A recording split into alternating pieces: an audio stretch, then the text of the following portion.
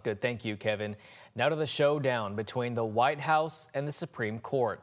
In a rare overnight ruling, the nation's highest court temporarily blocked the deportation of dozens of Venezuelan immigrants that the Trump administration alleges are gang members under a centuries-old wartime law. The White House blasting that decision in a statement to ABC News and expressing confidence that the deportation actions are lawful. All of this amid growing controversy over the removal of Kilmar Abrego Garcia, a Maryland man who was mistakenly sent to a notorious prison in El Salvador. ABC's senior White House correspondent Selena Wang explains.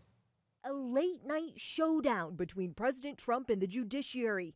The Supreme Court blocking the deportation of some Venezuelan migrants accused by the Trump administration of being gang members under the Alien Enemies Act, a centuries-old law that provides little to no due process. The highest court ruling overnight on an emergency appeal from the ACLU, directing the administration to pause the deportations until further order of this court.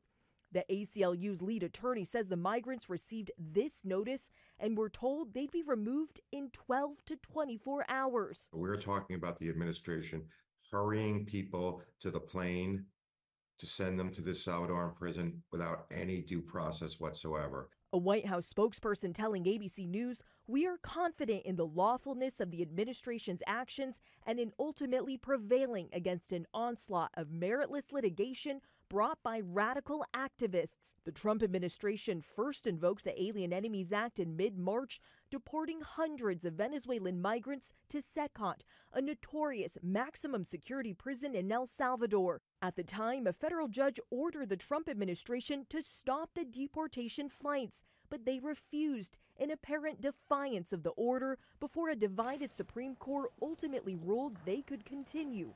Among the deported, Kilmar Abrego Garcia, a father from Maryland who was mistakenly put on a plane. He was traumatized by being at Secot and fearful of many of the prisoners in other cell blocks. Maryland Senator Chris Van Hollen just returning from El Salvador after meeting Abrego Garcia, saying he has since been moved to a different detention center. The Trump administration insists Abrego Garcia is actually a violent member of the MS-13 gang, but he has no criminal convictions. His family denies the association, and the administration has provided no evidence to the courts. The president attempting to bolster the claim by posting this photo on social media of what he says is Abrego Garcia's hand.